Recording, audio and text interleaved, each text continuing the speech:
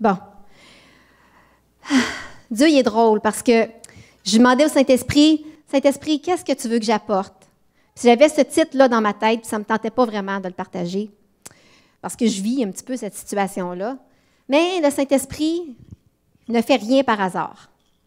En préparant mon message, ça m'a encouragée moi-même. Il est drôle. Aïe, aïe, aïe. Vous savez, le pasteur a dit quelque chose mardi passé. Il a dit, la foi, c'est la chose la plus importante pour un croyant. C'est la chose la plus importante pour un croyant.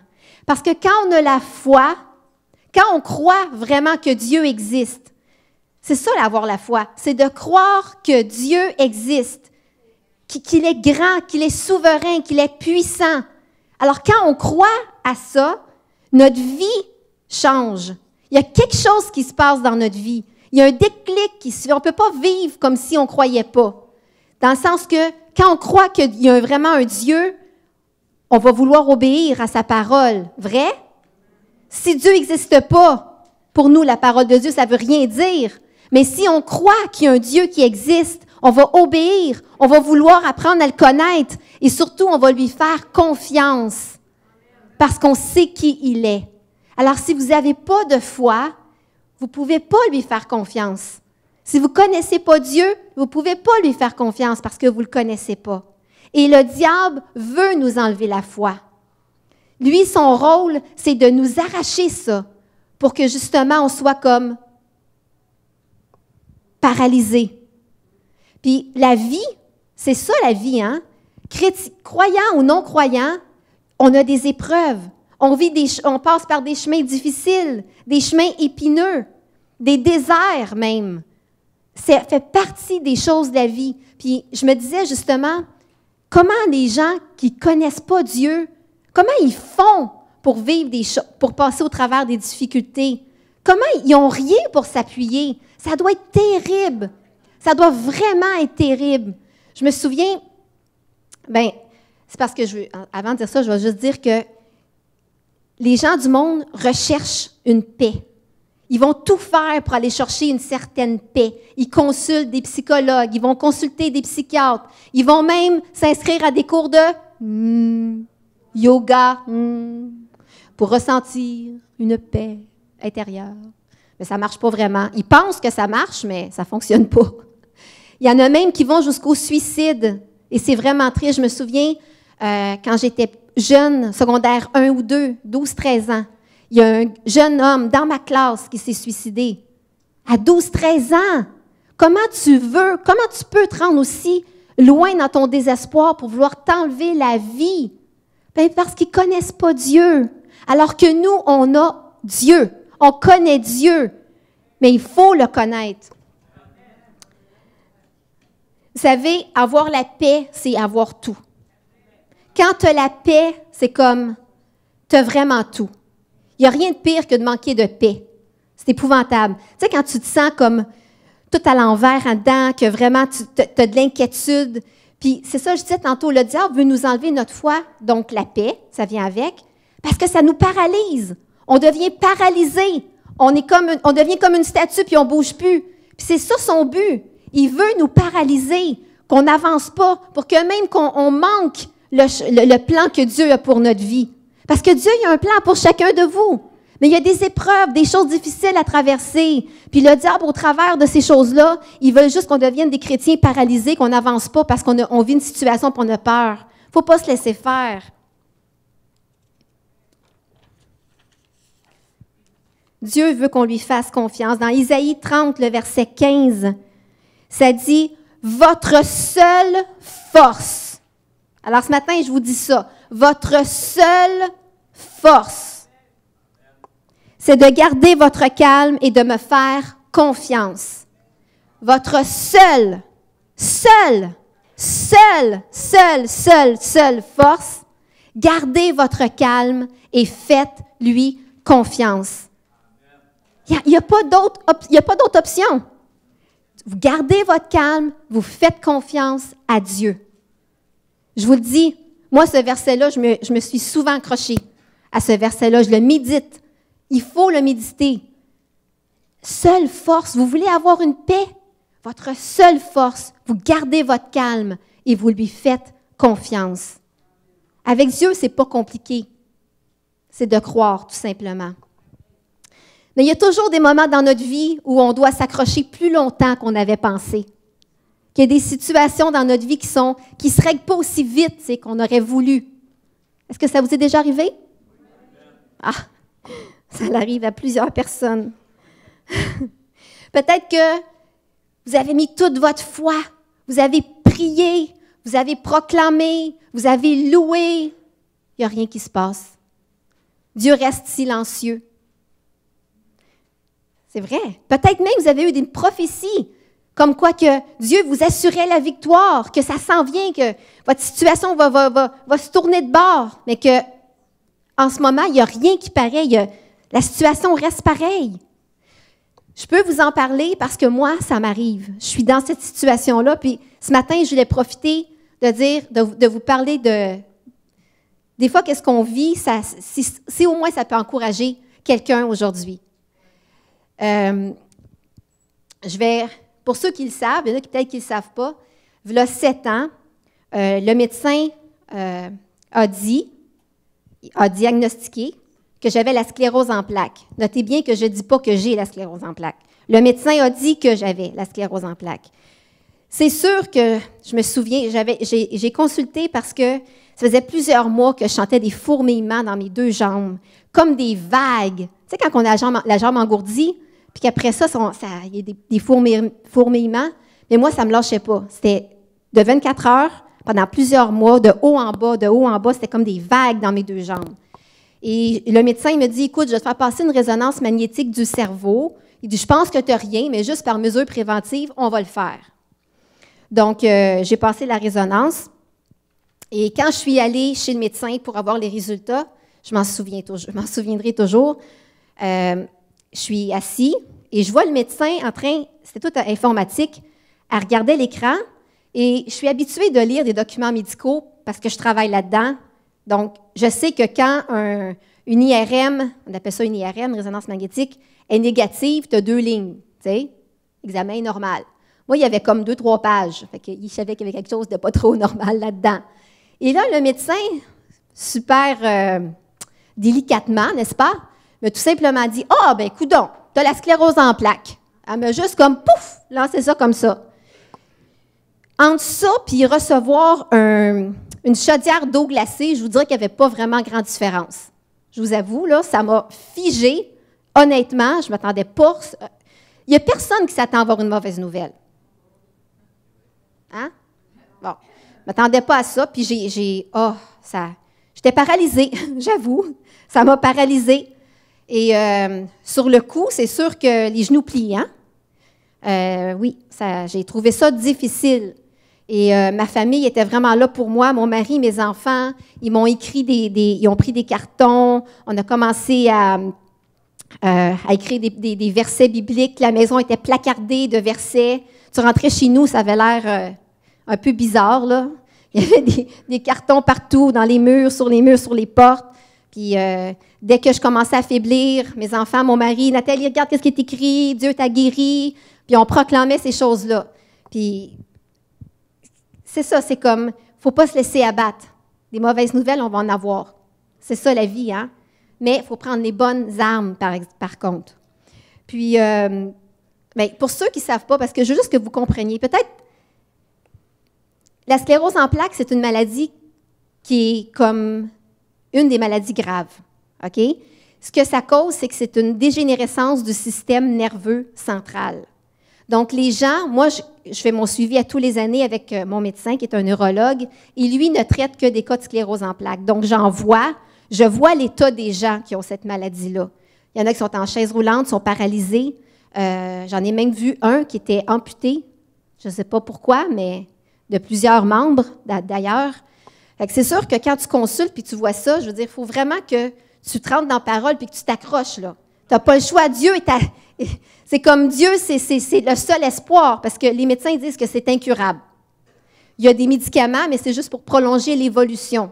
OK? Fait que ça ne se guérit pas selon les médecins. J'ai bien dit selon les médecins. Et c'est une façon de vivre, de rechercher vraiment à rester proche de Dieu, puis de vouloir marcher de garder cette paix-là. C'est ça. Ça ne veut pas dire que ça ne m'arrive pas des fois d'être découragée, là. Je suis humaine. Mais à tous les 2 ans, je dois passer une résonance magnétique de contrôle et je dois vous avouer qu'à toutes les fois que je vais pour les résultats, je me dis tout le temps, OK, là, je vais recevoir des bons commentaires. Puis en plus, mon mari puis moi, on a dit à mon médecin, non, Dieu, il va me guérir, puis c'est pas vrai que cette maladie-là n'est pas guérissable. Puis Alain, il a dit au médecin, vous allez voir, ma femme, elle va être guérie. Puis, fait que, tu sais, on a des choses à prouver au médecin, là.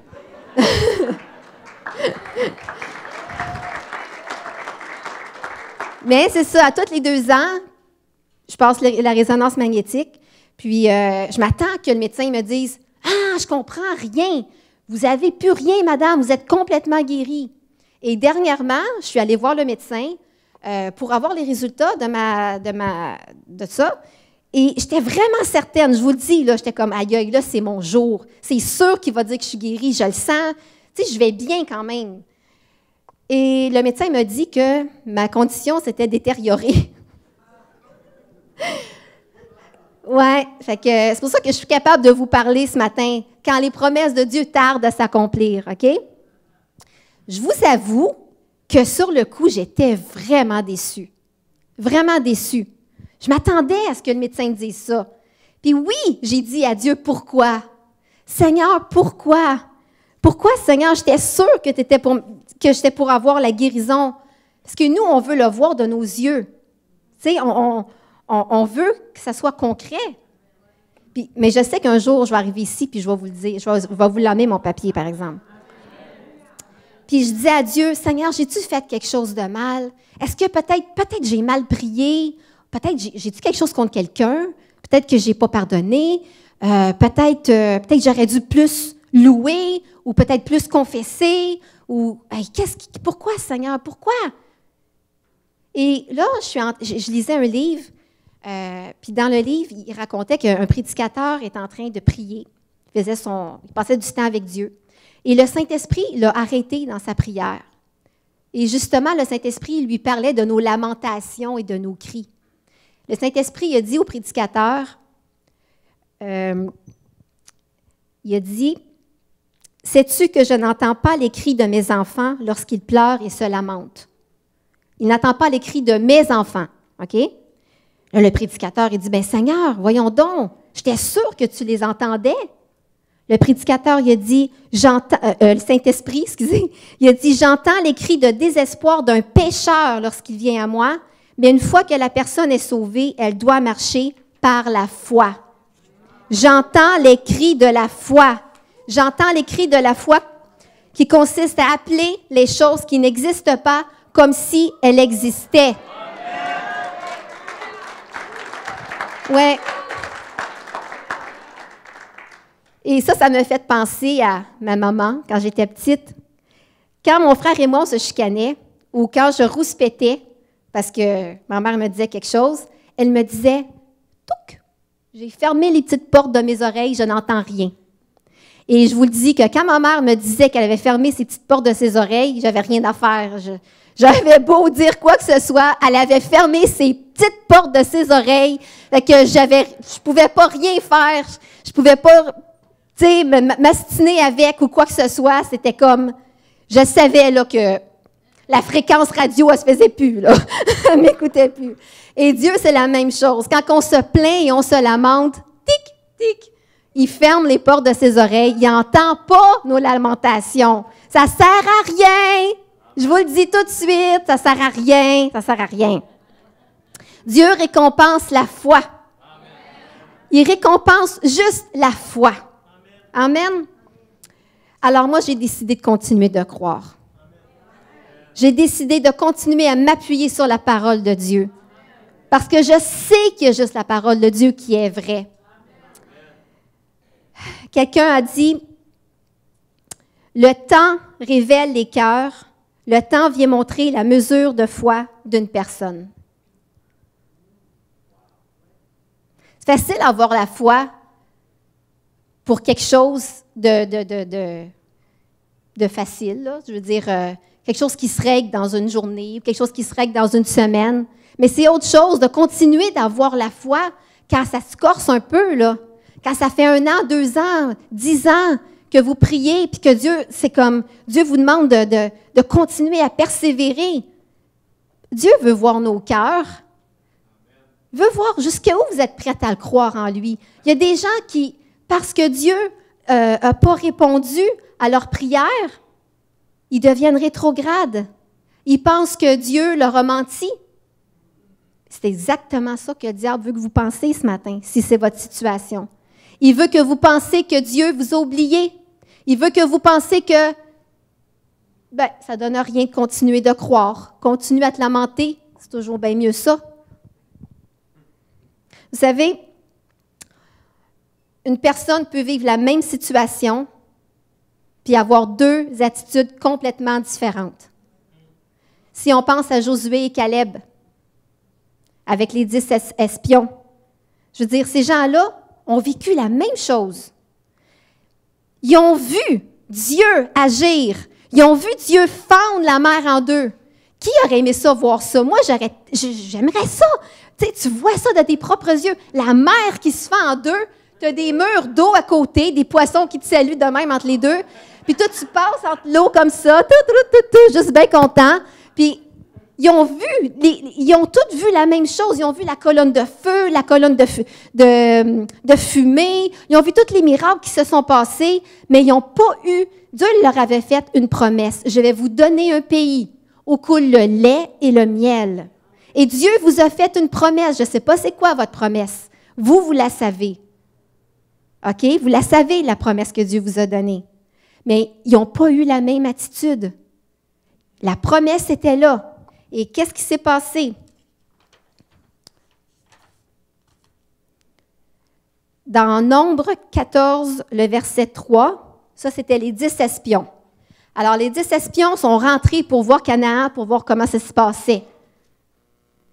Dieu leur avait fait une promesse, puis à chaque fois, Dieu avait répondu. Si vous lisez l'histoire des Israélites, Dieu les a toujours secourus. Vrai? Jamais il les a laissés à eux-mêmes. Dieu a toujours répondu. Alors là, ça, c'était la promesse ultime que le pays où coule le lait et le miel. Mais les 10 espions, ils ont dit, pourquoi l'Éternel, là, ils ont vu les géants. Ils ont rentré dans le pays, puis ils ont vu les géants. Pourquoi l'Éternel nous fait-il aller dans ce pays où nous tomberons par l'épée, où nos femmes et nos petits-enfants deviendront une proie? Ne vaut-il pas mieux pour nous de retourner en Égypte?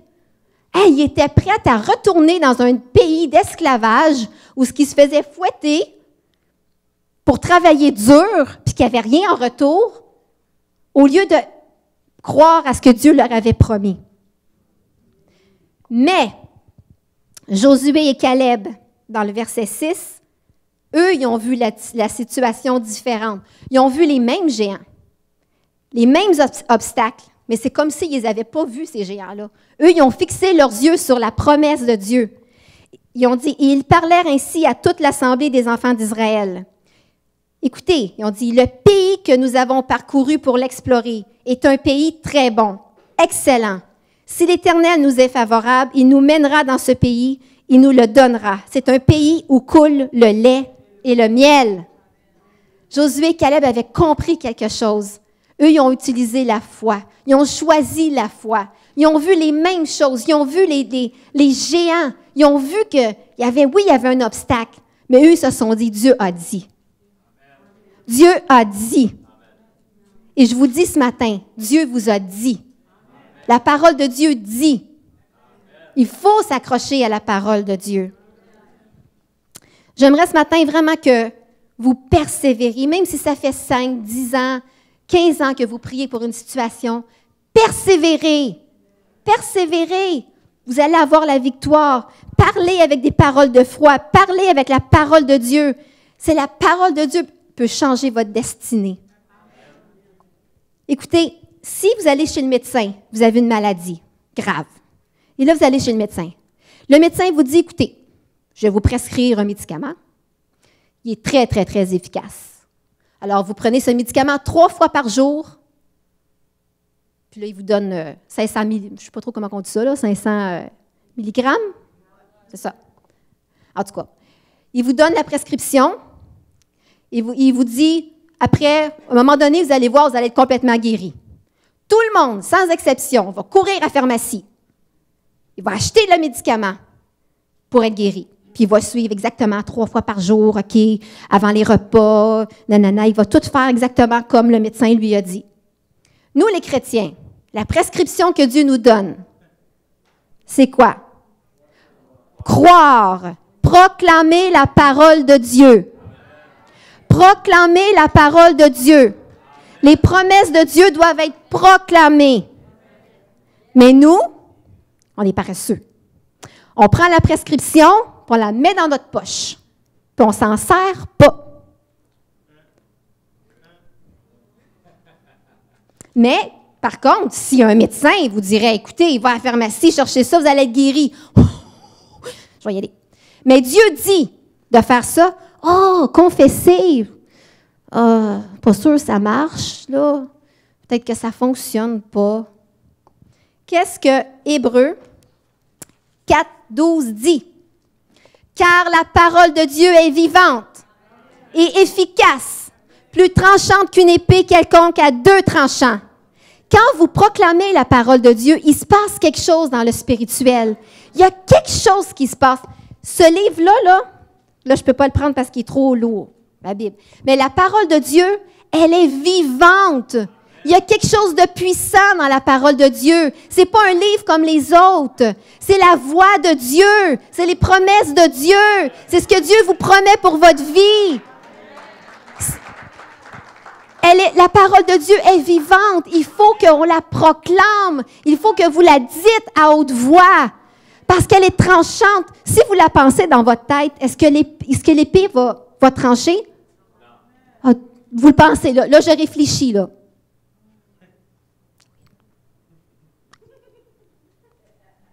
Hey, c'est puissant. Je m'étonne moi-même. Ouh! Rempli d'onction, mon affaire.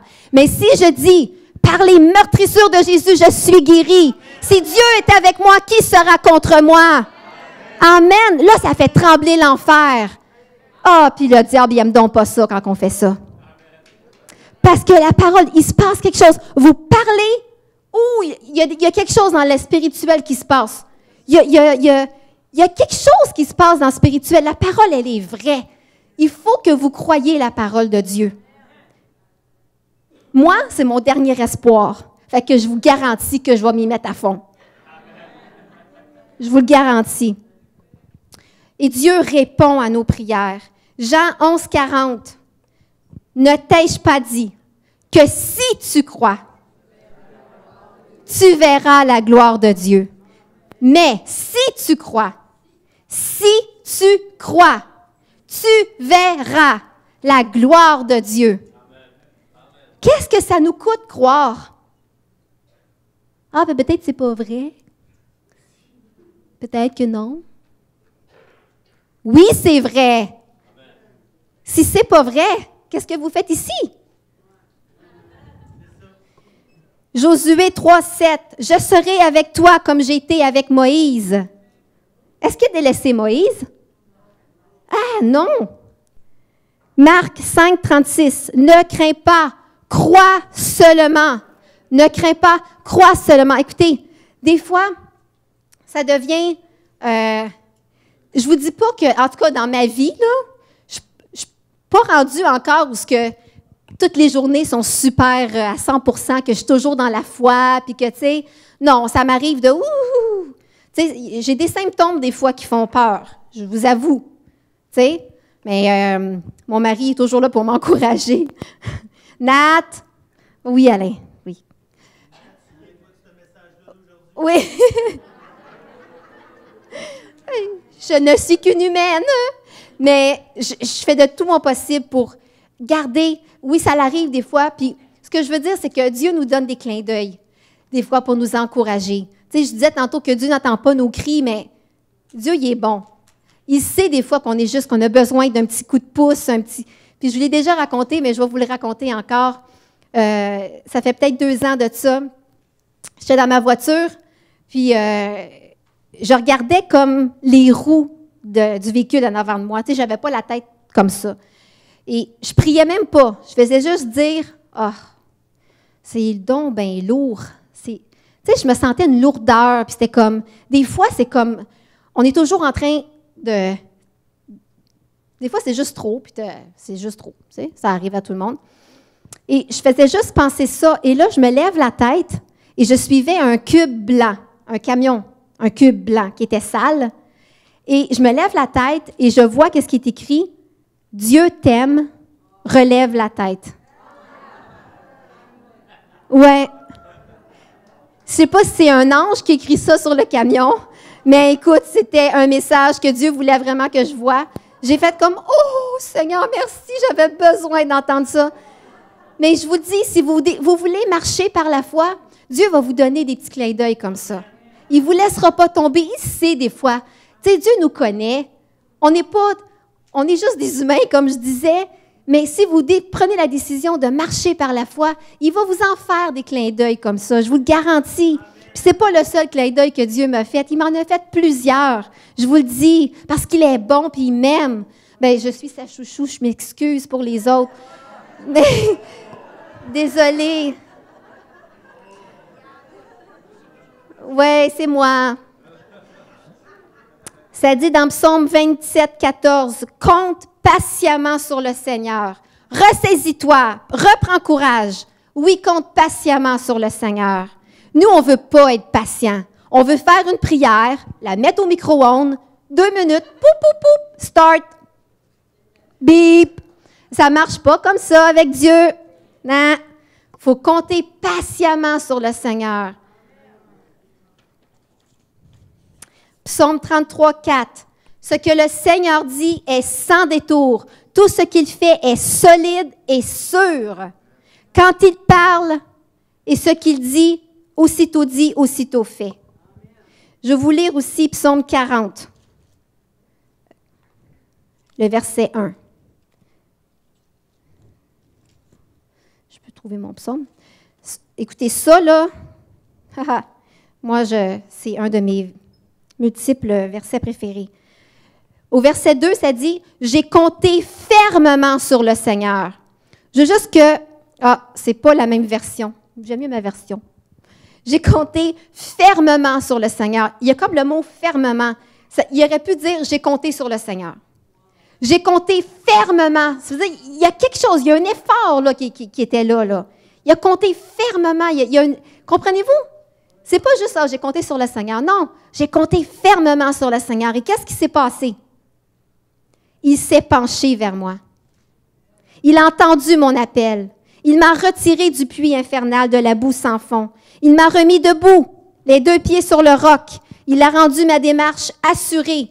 Il a mis sur mes lèvres un chant nouveau, un chant de louange pour lui, notre Dieu. Beaucoup en seront témoins. Ils reconnaîtront l'autorité du Seigneur. Ils lui donneront leur confiance. Heureux l'homme qui se fie au Seigneur. Et je veux juste revenir sur, il a mis sur mes lèvres un chant nouveau. Quand on passe des épreuves, il nous met un chant nouveau. Il y a quelque chose qui se passe qu'on ne peut plus être le même. Alors, il nous met un chant nouveau parce qu'il nous transforme. Les épreuves sont là pour nous faire avancer. Ils ne sont pas là pour nous mettre à terre. On a un grand Dieu, on a la victoire. Je veux vous encourager ce matin que si vous vivez une épreuve, cette épreuve-là n'est pas pour vous écraser. Vous avez le choix de dire, OK, moi là, je vais y aller à fond. Seigneur, je passe au travers ça, mais je crois que tu es avec moi. Dieu est avec vous. Vous n'êtes pas n'importe qui avec vous. Et Dieu, des fois, permet des situations pour vous emmener plus loin. Moi, je remercie, vous allez me trouver bizarre, mais je remercie Seigneur pour les épreuves. Je remercie parce qu'il m'a transformée. J'avais besoin d'être transformée. J'avais besoin de ça. Puis, je me souviendrai toujours quand mon mari, ça va faire 20 ans l'année prochaine qu'on est mariés, Alain et moi, déjà. Mais au début de notre mariage, c'était une catastrophe. Catastrophe, on s'est séparés après 1 an. Divorcés légalement. Et je me souviens qu'il y a une femme qui m'a dit, ça m'a vraiment marqué. Elle m'a dit, Nathalie, elle dit, est-ce que tu penses pas que si le diable a voulu vous détruire comme ça au début de votre mariage, puis c'était intense, là, c'est qu'il savait que Dieu avait un plan pour vous. Oh, ça, c'était puissant pour moi. J'ai fait, ah, OK, tu penses que Dieu aurait un plan pour nous? Jamais j'aurais pensé qu'on aurait été pasteur de jeunesse un jour. Jamais. Mais peut-être que votre situation, Dieu, c'est sûr, ça je peux vous dire certainement, que quand vous traversez une épreuve, c'est pour monter d'échelon. OK? Fait que, soyez encouragés de dire, OK, je passe cette épreuve-là, mais Dieu a quelque chose de mieux pour moi. C'est parce que Dieu veut m'emmener à un autre niveau. Si vous voulez bien croire à sa parole, puis s'accrocher, parce que vous avez le choix d'être découragé, abattu, ou tout simplement de s'accrocher aux promesses. Et Dieu, c'est une échelle. Il va vous faire monter de niveau. C'est incroyable. Je vous le dis. Je me souviens, quand j'ai eu ce diagnostic-là, peut-être un an après, je suis allée à Ottawa. Il y avait une conférence pour les femmes à l'église de pasteur Jean Turpin. Et je voulais vraiment que Dieu me parle, sur ma condition, là, qu'il me donne une promesse. J'avais besoin d'encouragement. Et la seule chose que Dieu m'a dit, puis il me l'a dit vraiment, pendant que la femme prêchait en avant, Dieu me dit, « Un jour, toi aussi, tu vas prêcher en avant. » J'ai fait, « Eh ben, non, Seigneur, pas moi. » Et oui. C'est ça qu'il a fait. Dieu, il est drôle. Il est tellement drôle. Mais ce que je veux juste revenir là-dessus, c'est qu'une des armes de l'ennemi, c'est qu'il ne veut pas vous voir avancer. Il veut que vous restez dans votre situation découragé, déprimé, puis que vous n'avancez pas. C'est exactement ça qu'il veut. Est-ce que vous allez le laisser gagner? Non. Faut pas. Parce que le découragement puis le désespoir peut vous empêcher vraiment de rentrer dans le plan que Dieu a pour votre vie. Parce que quand on est découragé, on focus juste sur notre problème. On ne peut pas aider d'autres personnes. On devient sèche spirituellement. On n'a plus de joie. On devient une lampe éteinte. On devient un raisin sec. Et j'aime pas les raisins secs. C'est vrai. C'est vrai, je ne prends jamais de céréales avec des raisins secs. Je veux vous lire, j'ai quasiment fini, dans Actes 16, le verset 23 à 26. Vous la connaissez, l'histoire de Paul et Silas. OK? Mais moi, j'en reviens jamais de ça. Paul et Silas, ils ont été frappés à coups de fouet. On s'entend que les coups de fouet, dans ce temps-là, ce n'était pas une corde à danser en plastique. C'était des fouets avec des morceaux de métal. Ils les fouettaient comme ça. Et Paul et Silas ont été mis en prison après avoir reçu, je pense, 40 coups de fouet dans ce temps-là qu'ils donnaient. Sûrement qu'il y avait des bouts de lambeaux de peau qui pendaient. Essayez juste de vous mettre à leur place 2 secondes, OK? Vous venez de vous faire fouetter 40 fois avec un fouet vraiment ça fait mal, là. Le dos en sang. Peut-être qu'on voyait les os au travers. C'était quelque chose, c'était barbare dans ce temps-là, c'est fou, là. Tu sais, aujourd'hui, on se fait piler sa grosse orteil, puis... Oh! Mais eux autres, ils se sont fait donner 40 coups de fouet, se sont fait jeter en prison, et on sait que ce n'était pas des prisons comme au Québec, avec le Wi-Fi, et 3 repas par jour. Tu sais, je veux dire, c'était des cachots avec des souris, et les excréments de tout le monde. Ouh! Super excitant. Et sûrement que les gens, ils pognaient des infections avec leurs blessures parce que c'était sale. Mais Paul et Silas, il y avait quelque chose de différent. Il y avait la foi. Et on peut lire dans le verset 25. « Vers le milieu de la nuit, Paul et Silas priaient et chantaient des louanges. » Non. Moi, ça, là, je me dis... Il m'épate. Il m'épate. Imaginez-vous, là, vous avez le dos en sang et vous chantez puis vous louez Dieu. Est-ce que c'est normal? Je vous le dis, nous quelqu'un nous pile sa grosse orteil, puis je ne dirais pas les mots qui peuvent sortir de notre bouche des fois. Mais eux, je veux dire, c'est quelque chose, là. Puis c'est pas une histoire, là. C'est vraiment arrivé vrai, là. C'est vraiment arrivé. Ils ont prié, puis ils ont loué Dieu. Mais qu'est-ce qui s'est passé? Ça dit, tout à coup, j'aime le mot tout à coup, il se fit un grand tremblement de terre, de sorte que les fondements de la prison furent ébranlés. Au même instant, toutes les portes s'ouvrirent et les liens de tous les prisonniers furent rompus. Hey, est-ce que ça vous parle ce matin? Est-ce que vous voulez faire trembler l'ennemi? Bien, commencez à louer Dieu. Amen. Prescription, pas dans la poche. Proclamer, louer Dieu. Amen. OK? Donc, en sortant d'ici, vous allez aller chez le pharmacien et acheter ça. Il se passe quelque chose dans le spirituel quand tu loues le Seigneur. Tout à coup, il va se passer quelque chose. Peut-être que ça fait 2 ans, 3 ans que vous le faites, mais continuez, parce que tout à coup, quand que vous en rendrez même pas compte, il va se passer quelque chose, les chaînes vont tomber, les portes vont s'ouvrir, votre guérison va arriver, votre enfant va être sauvé, vous allez avoir un travail. Amen. Tout à coup, si vous fermez votre bouche, il ne se passera rien. À rien. C'est vous. Dieu nous a donné une bouche. Il nous a donné une bouche pour qu'on puisse proclamer ses promesses, pour qu'on puisse le louer. On veut voir Dieu agir, mais nous, il faut agir avant. Si nous, on agit, Dieu va agir. Dieu répond à la foi. Il ne répond qu'à la foi. Il ne répond qu'à la foi. Qu'à la foi. C'est votre choix. Vous pouvez continuer à vous morfondre. Dans 2 ans, on va se reparler. Vous êtes dans la même situation. Il n'y a rien qui aura changé. Amen.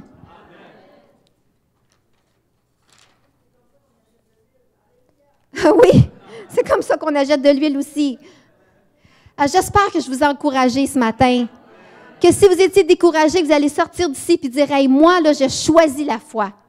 Choisir la foi, vous ne serez jamais déçus. Peut-être que c'est long, mais ça, ce n'est pas notre problème. Savez-vous quoi? Des fois, on a l'impression que c'est notre combat. Il faut combattre. Moi, j'étais comme ça.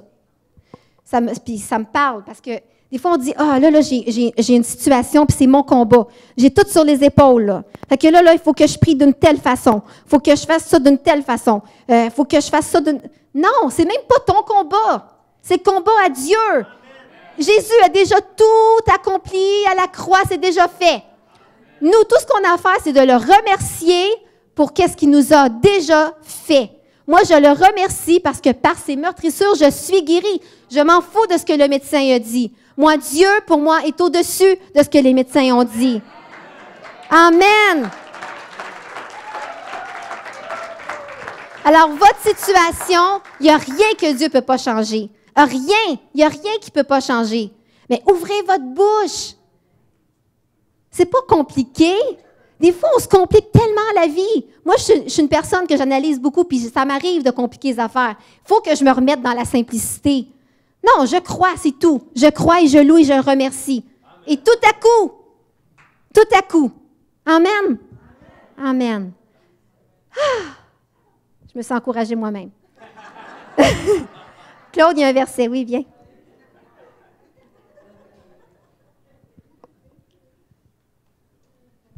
Ça ne sera pas long, mais je vais juste vous le lire ici, là, dans le 14, Nombre 14, 3. Des fois, on parle puis on donne les munitions à l'ennemi, puis ça joue contre nous autres. Écoutez ça, ici, il dit, « Pourquoi l'Éternel nous a fait-il aller dans ce pays où nous tomberons par l'épée et où nos femmes et nos petits-enfants deviendront une proie? » Ils ont donné des munitions à l'ennemi ici, puis ils sont tous morts dans le désert parce qu'ils n'ont pas prononcé la parole de foi. Ça a attiré mon attention, puis je voulais vous le lire. Amen. J'ai goût, je ne sais pas, ce matin, de chanter « J'ai la victoire, aujourd'hui j'ai la victoire. J'ai dit à Satan, Christ est vainqueur, aujourd'hui j'ai la victoire. » Alors, si c'est votre situation, chantez-le, puis dites-le à l'ennemi « Hey, j'ai la victoire, aujourd'hui j'ai la victoire. J'ai dit à Satan, Christ est vainqueur, aujourd'hui j'ai la victoire. » Amen. Amen. Puis ceux qui, si vous voulez de la prière, vous pouvez venir en avant, les préposés, on va prier pour vous. Des fois, on a besoin de juste être encouragés. Mais soyez bénis, Puis on va se laisser avec un chant de victoire. Amen! Dieu vous aime!